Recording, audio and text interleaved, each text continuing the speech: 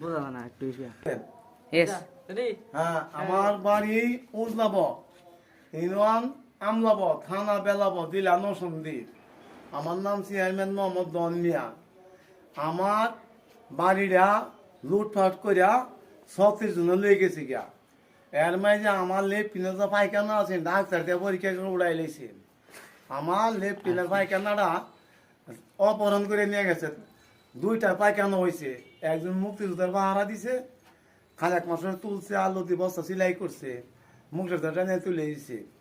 অনেক আবলে মাঠ পাই দিছে, দিয়া কইছে আর পারি না। অনেক দেখেন আমি গরিব বন্ধু, গরিবের পায়খানার কত দাম এর আগে জানতাম না। আওয়াল দিয়ে বর্তমানে গাই বইটা লাগছে না। আর যে বেলা বই ইন্দার পানি গেছে, হ্যাঁ ওই নরদ আসে অত হতনে গেছে।